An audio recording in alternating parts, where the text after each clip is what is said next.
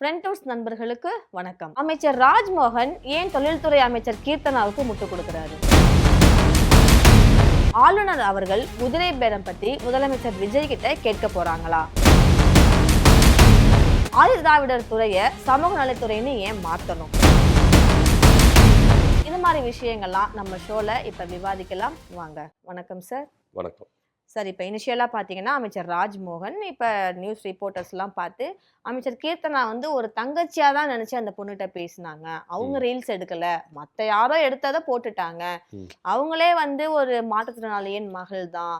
ரெண்டாவது அவங்களும் தமிழ் வழி கல்வி கவர்மெண்ட் ஸ்கூலில் படித்தவங்க தான். இன்னைக்கு வந்து ஒரு இங்கிலீஷ் பேசுகிற ஒரு ஆளுமையாக இருக்கிறாங்க. அவங்க ஏன் வந்து இப்படி தரக்குறைவா நினைக்க போறாங்க, அந்த மாணவியை சிறுபான்மைப்படுத்த போறாங்க, இந்த மாதிரிலாம் அவர் கேட்டிருக்காரு. ஒரு தங்கச்சி கிட்ட ஒரு அக்கா மாதிரி தானே பேசினாங்க, அதையே நீங்க வந்து சர்ச்சைக்கு உள்ளாக்குறீங்க அப்படின்ற மாதிரி கேட்டு. அப்போ ராஜ்மோகன் அவர்கள் இதுல இருந்து என்ன சொல்ல வராரு? இனில இருந்து அமைச்சர் கீர்த்தனா அவர்கள் எல்லாருக்கும் அக்கா அப்படின்னு சொல்ல வராரா அப்படின்ற கேள்வி இருக்குல்ல. இதுல வந்து பல சர்ச்சைகள் இருக்குங்க. இப்ப ஏன் வந்து ராஜ்மோகன் அமைச்சர் கீர்த்தனா அவர்களுக்கு முட்டு கொடுக்குறாரு அப்படின்னு நமக்கு தெரியல. ஒரு தப்பு நடந்துருச்சு, நீங்க தெரிஞ்சோ தெரியாமலோ ஒரு தப்பு பண்ணிட்டீங்க, இது சர்ச்சைக்குள்ள வந்துருச்சு. இதை ஒரு முடிவுக்கு கொண்டு வரணும் அப்படின்னா அமைச்சர் கீர்த்தனா அவர்கள் முன் வந்து ஒரு ப்ரெஸ் மீட் அரேஞ்ச்மெண்ட் பண்ணியோ இல்லை ஒரு விளக்கம் கொடுத்தோ, இந்த மாதிரி நான் ஒரு விஷயம் பண்ணேன், அது தவறாக புரிந்து கொள்ளப்பட்டது, இதுக்கப்புறம் இந்த மாதிரி தப்பு நடக்காமல் என் துறையை நான் பார்த்துக்கிறேன், இதுனா யார் மனசுனா புண்பட்டு இருந்தா தயவுசெய்து என்னை மன்னிச்சுக்கோங்க, ஒரு வாரத்தில் முடிஞ்சிருச்சா? ஆனால் அதை விட்டுட்டு அமைச்சர் கீர்த்தனா அவர்கள் ஒரு விளக்கம் கொடுக்குறாங்க. அதுக்கு முட்டு கொடுக்குற சேர்க்கிற அளவுக்கு அமைச்சர் ராஜ்மோகன் அவர்கள் வந்து என்ன பண்றாரு, விளக்கம் கொடுக்குறாரு.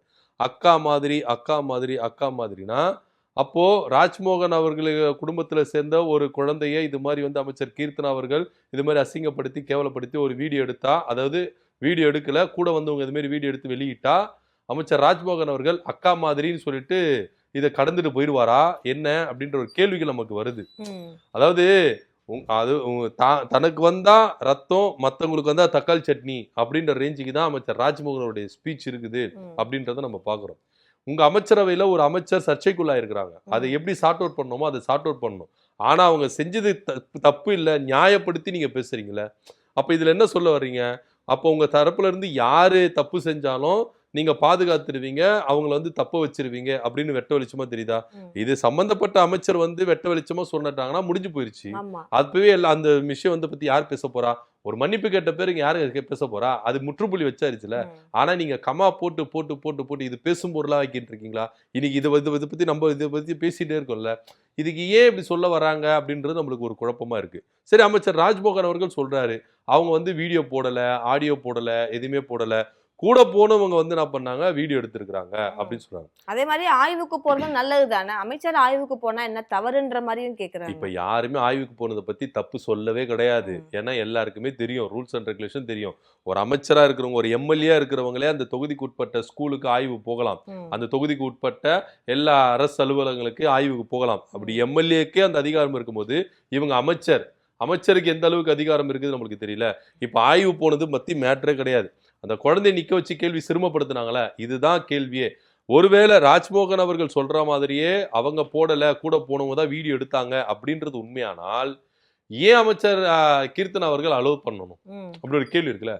நீங்க ஆய்வு மேற்கொள்றீங்க, கூட போனவங்க வந்து வீடியோ எடுத்து இது மாதிரி போடுறாங்கன்னா அப்போ யாரு போனாலும் வீடியோ எடுத்து போயிடலாமா? அப்ப நீங்க எல்லாருக்கும் அந்த ரைட்ஸ் கொடுக்குறீங்களா? இப்ப நாளைக்கே நான் போறேன், என்ன வீடியோ எடுக்க விட்டுருவீங்களா?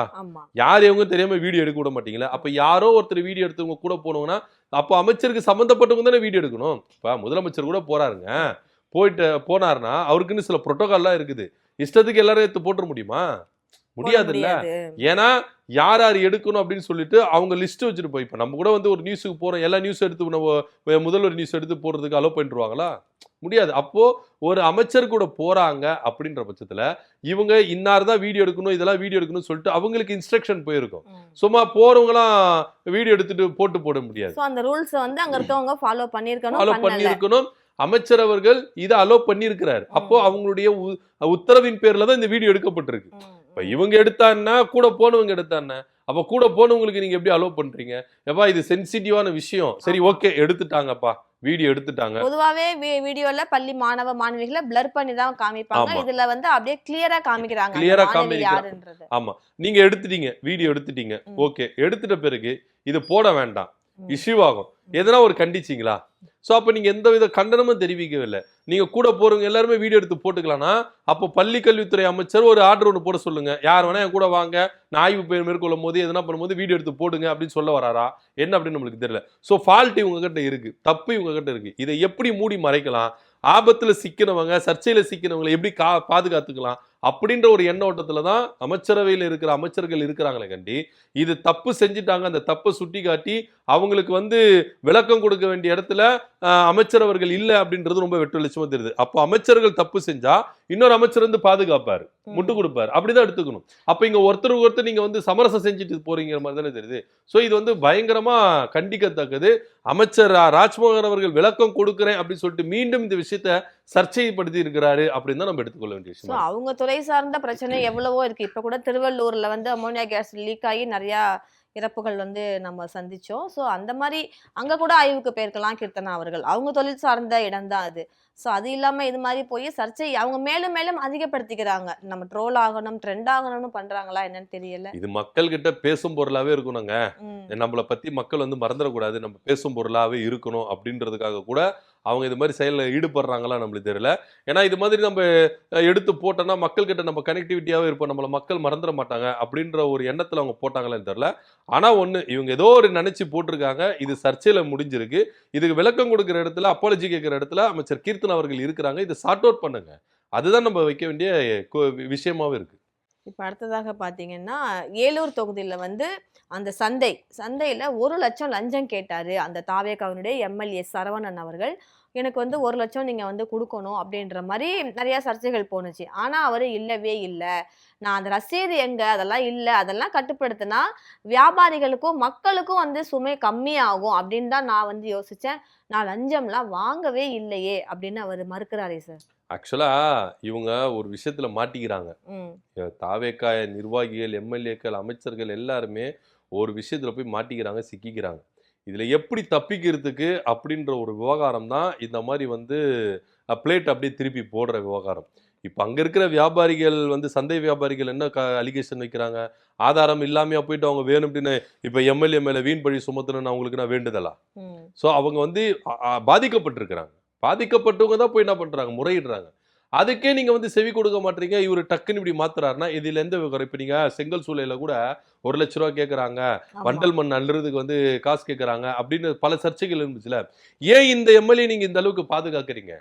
ஓ சாதாரண நிர்வாகி இருந்தா இவர் மேல வந்து என்ன பண்ணுவோம், எப்ப ஆக்ஷன் எடுத்திருப்பாங்க. ஆமா. ஏன்னா முதலமைச்சர் என்ன சொல்றாங்க, எங்க ஆட்சியில லஞ்சம் இருக்காது, ஊழல் இருக்காதுன்னு சொல்றாங்க. பட் அவங்களுடைய எம்எல்ஏவே இப்படி பண்றாங்கம்போது அத மூடி மறைக்க போலீஸ் பாதுகாப்பும் குடுக்குறாங்க. ஏன் அந்த எம்எல்ஏ அப்படி நீங்க பாதுகாக்கணும்னு நான் கேட்கிறேன். இப்போ ஒரு இளம் பெண் தைரியமா பொதுவெளியில வந்து நான் கூட்டு பாலியல்ல பாதிக்கப்பட்டிருக்கேன், எம்எல்ஏ விஜய் சரவணுடைய ஆதரவாளர்கள் கூட இருக்கிறவங்க தான் என்ன வந்து வன்கொடுமை செஞ்சாங்க அப்படின்னு சொல்லிட்டு தைரியமா நீதி வேணும், நியாயம் வேணும் அப்படின்றதுக்காக தைரியமா வெளியில வந்து போராடுறாங்க.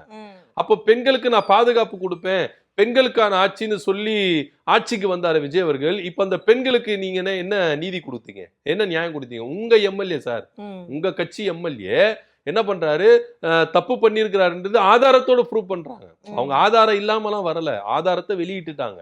அதோ எம்எல்ஏ சரவணனுடைய கூட்டாளிங்க 2 பேர் வந்து என்ன பண்றாங்க, இவங்களை ஏமாத்தி கொண்டு போயிட்டு கூட்டுப்பாலியல் செய்யறாங்க. சோ இது ஆதாரத்தோட அவங்க ப்ரூவ் பண்றாங்க. எல்லா எவிடன்ஸும் கொடுத்தும் அந்த எம்எல்ஏ மேல நீங்க பாதுகாப்பு எடுக்கல. இன்னொரு பக்கம் இந்த பக்கம் வியாபாரிகள், சந்தை வியாபாரிகள் வந்து என்ன பண்றாங்க, கம்ப்ளைண்ட் பண்றாங்க, லஞ்சம் வாங்க கேட்கிறாரு, 1,00,000 ரூபாய் லஞ்சம் கேட்கிறாரு, ஆக்ஷன் எடுங்கன்னு சொல்றாரு. அதுக்கும் நீங்க எந்த ஆக்ஷன் எடுக்கல.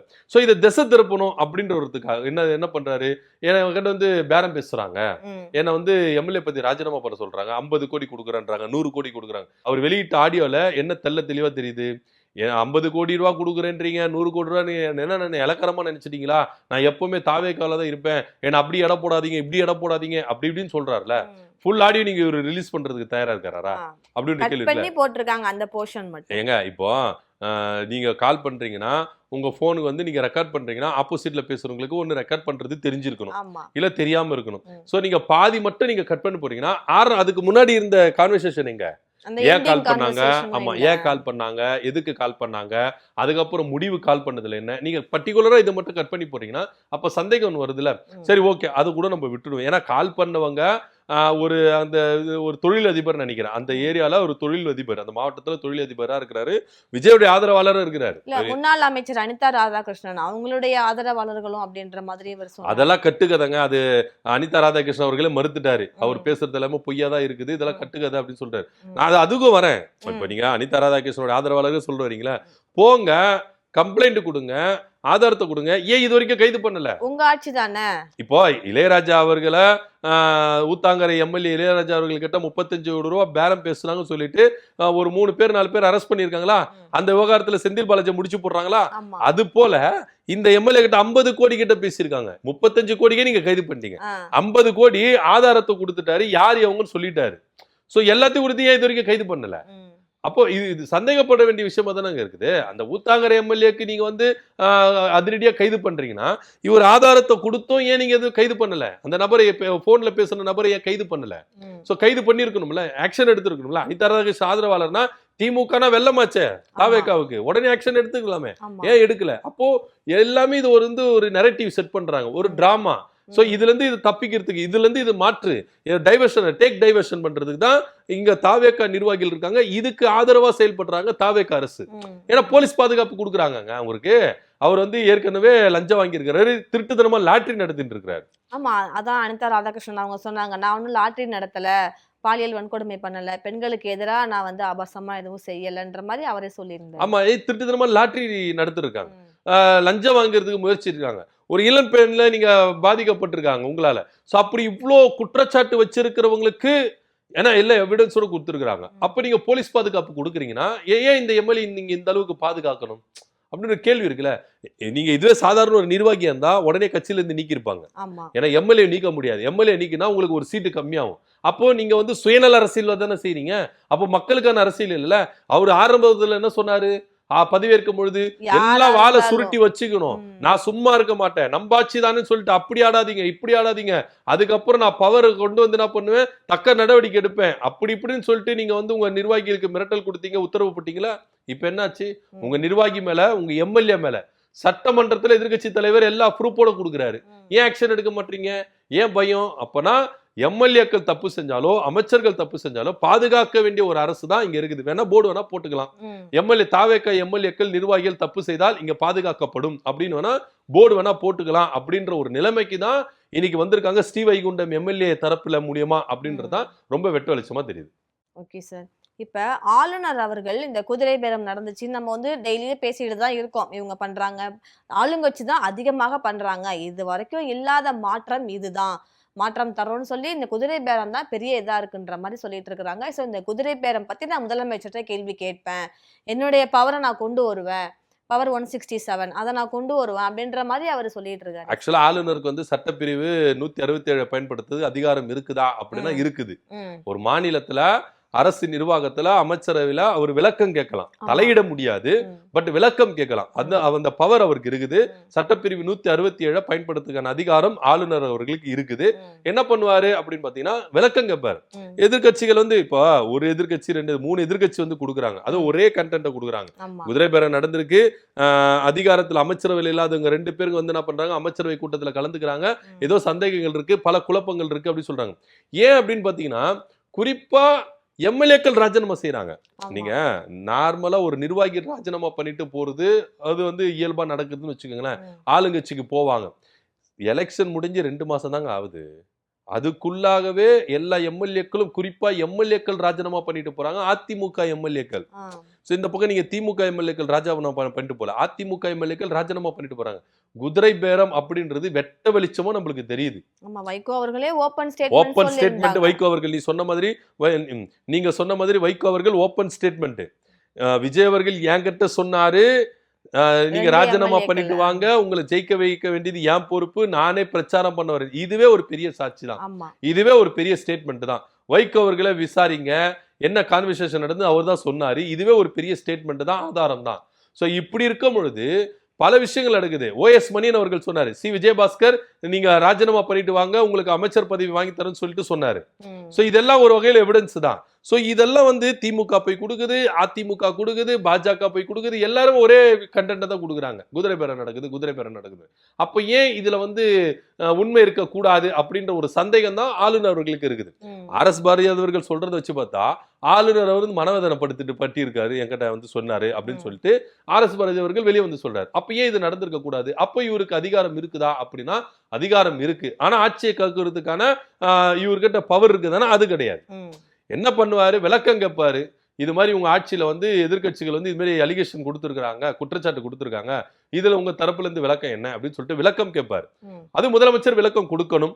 கொடுத்து அதுல முரண்பாடுகள் இருந்தா அடுத்த கட்ட நடவடிக்கைக்கு ஆளுநர் அவர்கள் போவார். ஒருவேளை கொடுத்த விளக்கமே இங்க சமரசமா இருக்கு, போதுமானதா இருக்குது அப்படின்ற பட்சத்துல இது வந்து என்ன பண்ணும், முடித்து வைக்கப்படும். ஆனா என்ன பொறுத்த வரைக்கும் கேட்டீங்கன்னா இந்த கவர்மெண்ட் கவுராது, கவுக்கவும் விட மாட்டார். ஆளுநர் இந்த கவர்மெண்ட்டை பாதுகாப்பார். ஏன் சொல்றேன் அப்படின்னா பாஜகவினுடைய டைரக்ட், பாஜகனுடைய அப்படியே ஸ்கேன் அதான் தாவேகா. இன்னைக்கு பாஜகவுடைய செயல் திட்டங்களை கொஞ்சம் கொஞ்சமா என்ன பண்றாங்க, செயல்படுத்திட்டு வராங்க. இப்ப ஆதி திராவிட நலத்துறைய சமூக நீதித்துறையா மாத்திட்டு வராங்க. அதுவும் ஒரு பேச்சு முறையில இருக்குது. அது போல நிறைய விஷயங்களை வந்து என்ன பண்றாங்க, பாஜக இங்க என்னென்ன செயல்படுத்தணுமோ அதெல்லாம் சொன்ன நாங்க பாஜக பகச்சிக்க மாட்டோம். இப்ப கூட துணைவேந்தர் நியமிக்கிற விஷயத்துல வந்து பாத்துறாங்கன்னா அந்த துணைவேந்தர்கள் தேடுதல் யூஜிசி குழு வந்து சேர்க்கணும். அப்ப 3 பேர் இருந்தவங்க 2 பேர் அந்த டீம்ல இருக்கிறாங்க. சோ இது வந்து இந்த கமிட்டில வந்து 2 பேரை நீங்க எக்ஸ்ட்ரா பண்றீங்கன்னா, ஏற்கனவே உச்சநீதிமன்றம் என்ன சொல்லிச்சு கடந்த ஆட்சியில, துணைவேந்தர்களை நியமிக்கிற அதிகாரம் முதல்வருக்கு தான் இருக்குது, ஆளுநருக்கு இல்ல அப்படின்னு சொல்லிட்டு தெள்ள தெளிவா உத்தரவு கொடுத்திருக்காங்க. சோ அப்படி இருக்கும்போது இதை நீங்க நீதிமன்ற உத்தரவை மீறுற மாதிரி தானே இருக்கு. ஏன் இப்ப நீங்க வந்து அந்த கமிட்டியில 3 பேர் சேர்த்து 5 பேரா போடுறீங்க? அப்ப துணைவேந்தர்களை தேர்ந்தெடுக்கிற அதிகாரம் ஆளுநர் கிட்ட போதா, யூஜிசி கிட்ட போகுதா அப்படின்ற கேள்வி இருக்குல்ல.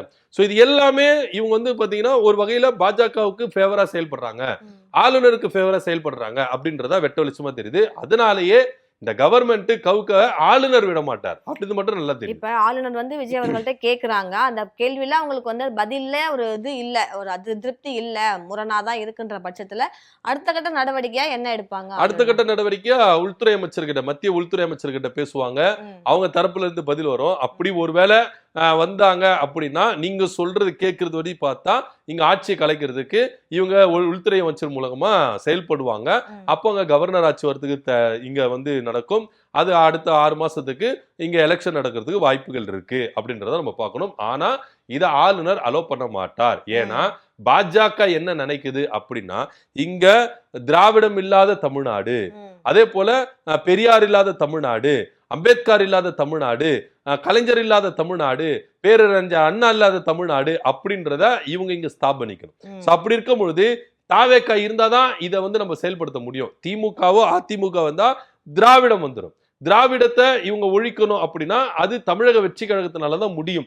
ஆரம்பத்துல சொன்னாரு தமிழ் தேசியமும் திராவிடமும் என் 2 கண்கள் சொன்னார் விஜய் அவர்கள். இன்னைக்கு அந்த 2 கண்கள்ல திராவிடம் அப்படின்றது எங்க போச்சு அப்படின்றதா இங்க நம்ம பார்க்க வேண்டிய ஒரு விஷயமா இருக்கு. சோ இதன் அடிப்படையில பாஜக இந்த ஆட்சியை காப்பாத்துவாங்களே கண்டி களைய விட மாட்டாங்க அப்படின்றதா என் கருத்து. இப்ப நீங்க இடையிலேயே சொல்லியிருந்தீங்க ஆதிதிராவிட நலத்துறை வந்து சமூக நலத்துறையா மாத்திட்டாங்க அப்படின்ட்டு. இவங்களுடைய பிரதான வேலை என்னன்னா ஒடுக்கப்பட்ட மக்களுக்கு, பட்டியலின மக்களுக்கு வந்து கல்வி, அவங்களுக்கு வேலை வாய்ப்பு, இடஒதுக்கீடு, விடுதிகள்ல இடம், இது மாதிரிலாம் வாங்கி தர்றது தான் அவங்களுடைய மெயின் இதா இருந்துச்சு. ஸோ அதை வந்து இப்ப எதுக்கு மாத்தணும் அப்படின்ற மாதிரி இப்ப கேள்விகள் நிறைய எழ ஆரம்பிச்சு. இதுல பல கேள்விகள் நமக்கு முன்வைக்க வேண்டியது இருக்குங்க. அதாவது பேரை மட்டும் மாத்திட்டா இங்க எல்லாமே மாறிடுமா அப்படின்னு. இப்ப ரிலேஷன்ஷிப்ல பேர் இருக்குல்ல, அப்பா அம்மா சித்தி சித்தப்பா, இவங்களை மாத்திட்டா எப்படி இருக்கும்? இப்போ மாமாவை போயிட்டு அப்பான்னு கூப்பிட முடியுமா? முடியாது. சித்தப்பாவை போயிட்டு பெரியப்பான்னு கூப்பிட முடியுமா? சோ அங்க வந்து ஒரு முரண்பாடு இருக்குல்ல. சோ அதே முரண்பாடு தான் இங்க இருக்கிறத நம்ம பாக்குறோம். ஆதி திராவிடர் நலத்துறை அப்படின்றதுல இப்ப என்ன கெட்டு போயிடுச்சு, ஏன் சமூக நீதித்துறையா மாத்துறீங்க அப்படின்ற ஒரு கேள்விதான். பாக்குறதுக்கு எல்லாருக்குமே அழகா சூப்பரா இருக்கும், நல்லது தானப்பா.